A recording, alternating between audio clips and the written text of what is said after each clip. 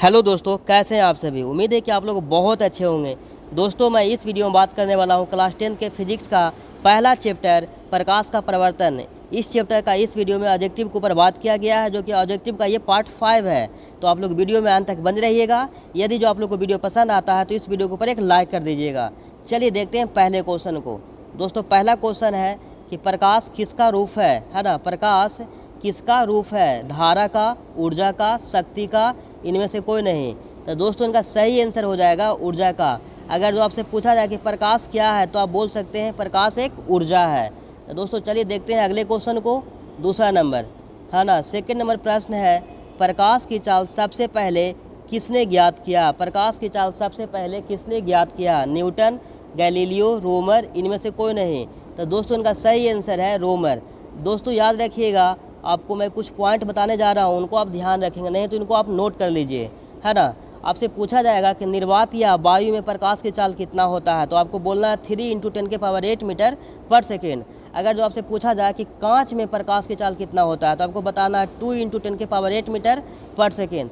यदि जो आपसे पूछा जाए पानी यानी जल में प्रकाश की चाल कितना होता है, तो आपको बताना है 2.25 × 10⁸ मीटर पर सेकेंड। तो दोस्तों उम्मीद है कि इनको आप नोट कीजिएगा, नहीं तो नोट कर ही लीजिएगा, है ना।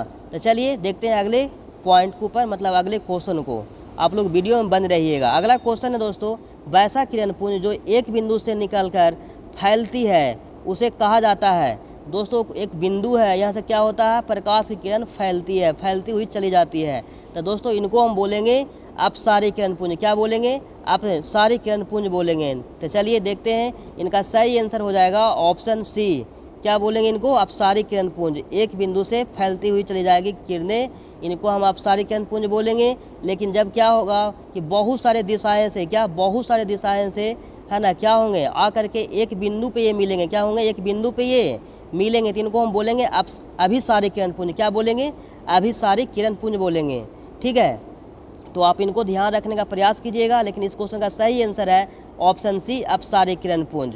चलिए देखते हैं अगले क्वेश्चन को, है ना। 4 नंबर क्वेश्चन है दोस्तों कि जिस दर्पण का प्रवर्तक सतह, है ना, जिस दर्पण का प्रवर्तक सतह बाहर निकला, है ना, निकला होता है उसे कहा जाता है समतल दर्पण, उत्तल दर्पण, अवतल दर्पण, इनमें से कोई नहीं।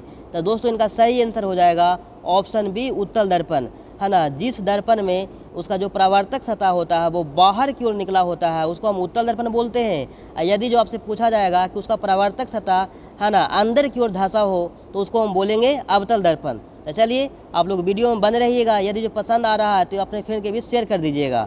चलिए देखते हैं 5 नंबर क्वेश्चन को। 5 नंबर क्वेश्चन है कि वह रेखा जो वक्रता केंद्र और ध्रुव से होकर गुजरता है उसे कहा जाता है, मतलब उसे क्या कहते हैं। प्रधान अक्ष, वक्र अक्ष, समांतर अक्ष, इनमें से कोई नहीं। तो दोस्तों इनका सही आंसर हो जाएगा ऑप्शन ए, प्रधान अक्ष। इसी को हम मुख्य, है ना, मुख्य अक्ष भी बोलते हैं। देखते हैं अगले क्वेश्चन को। 6 नंबर क्वेश्चन है दोस्तों, ईंट क्या है ना, ईंट क्या है। तो दोस्तों ईंट है जो, ये क्या है, अपारदर्शी पदार्थ है। मतलब जिससे ईंट से क्या होगा, जो प्रकाश है उन पर डालिएगा तो आर पार नहीं हो पाएगा, मतलब इस तरफ से उस तरफ प्रकाश है जो नहीं जा पाएगा, मतलब इनको हम बोलेंगे अपारदर्शी पदार्थ, है ना। यदि जो कोई भी पदार्थ है, वस्तु, अगर जो उससे प्रकाश इस तरफ से उस पर डालने पे उस तरफ पार कर जाए, जैसे में कांच में प्रकाश डालिएगा तो एक तरफ से दूसरी तरफ चला जाएगा, उसको हम बोलेंगे पारदर्शी पदार्थ। परभासी दोस्तों किनको बोलते हैं, समझिएगा बातों को। परभासी का एग्जाम्पल हो गया, है ना, तेल लगा हुआ कागज या घसा हुआ कांच।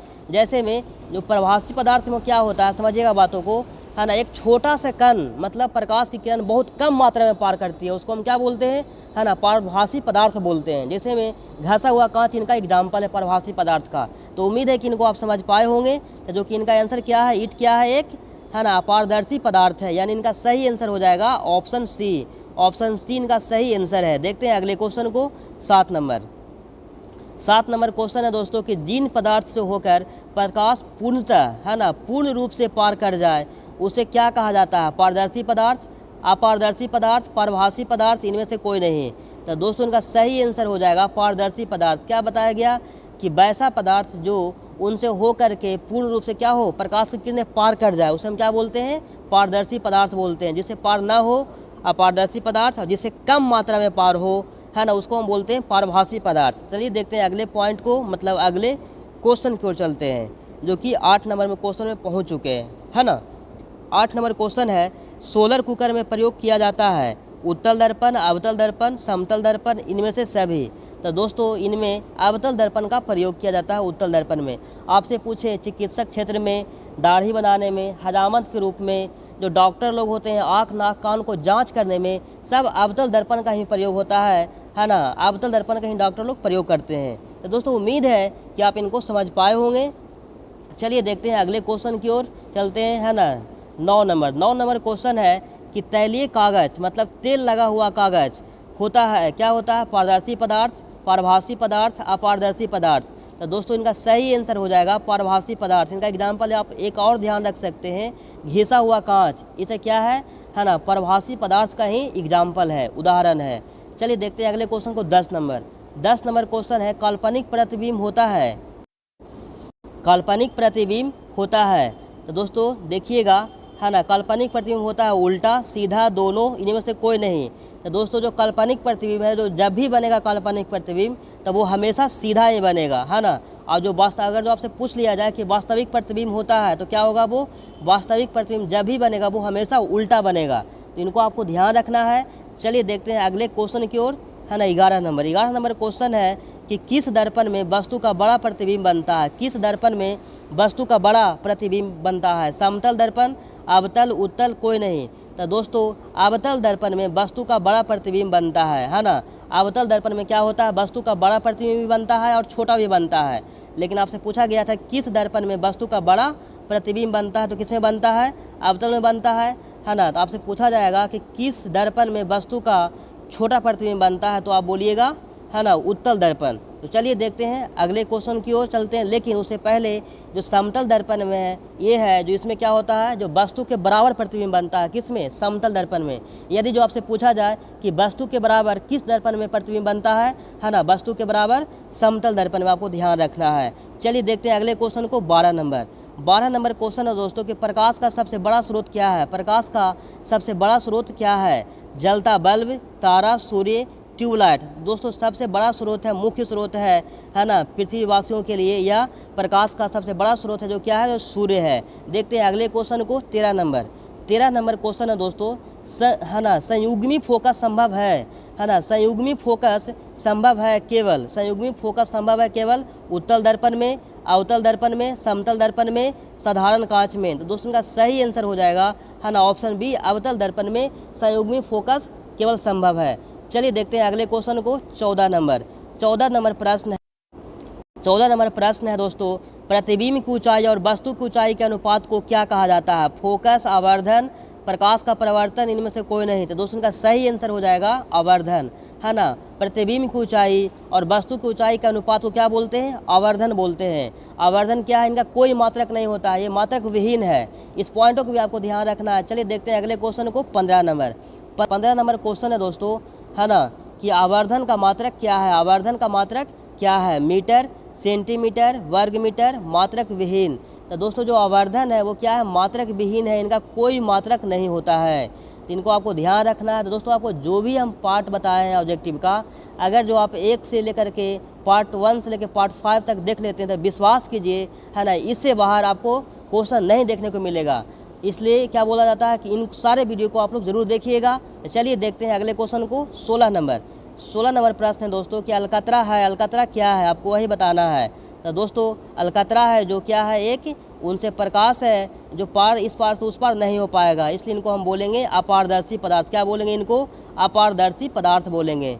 ठीक है, देखते हैं अगले क्वेश्चन को। 17 नंबर क्वेश्चन है दोस्तों कि अवतल दर्पण की फोकस दूरी, अवतल दर्पण की फोकस दूरी होती है धनात्मक, ऋणात्मक, दोनों, शून्य। तो दोस्तों इनका सही आंसर हो जाएगा ऋणात्मक। जो अवतल दर्पण की फोकस दूरी पूछे या, है ना, त्रिज्या पूछे, ये क्या होता है?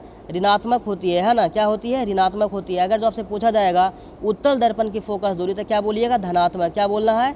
धनात्मक बोलना है। तो चलिए देखते हैं अगले क्वेश्चन को। 18 नंबर क्वेश्चन है दोस्तों कि आवर्धन बराबर है, आवर्धन बराबर है -v/u -u/v r/2, इनमें से कोई नहीं।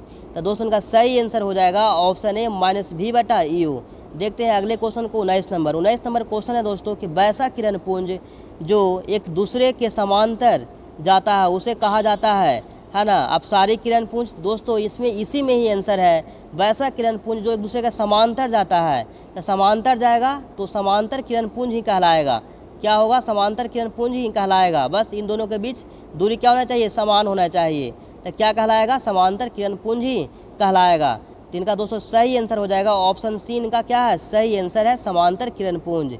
देखते हैं अगले क्वेश्चन को। 20 नंबर क्वेश्चन है दोस्तों कि जिस दर्पण का प्रवर्तक सतह अंदर की ओर धंसा हो उसे कहा जाता है। जिस दर्पण का प्रवर्तक सतह अंदर की ओर धंसा हो उसे कहा जाता है अवतल दर्पण, उत्तल दर्पण, समतल दर्पण, इनमें से कोई नहीं। तो दोस्तों इनका सही आंसर हो जाएगा अवतल दर्पण, है ना। तो उम्मीद है कि दोस्तों कि आप लोग को ये वीडियो समझ पाए होंगे आप लोग इस वीडियो को। तो इस वीडियो के ऊपर एक लाइक कर दीजिएगा और अपने फ्रेंड के भी शेयर कर दीजिएगा। फिर आपसे बातें करते हैं किसी अगले वीडियो में। तब तक के लिए जय हिंद।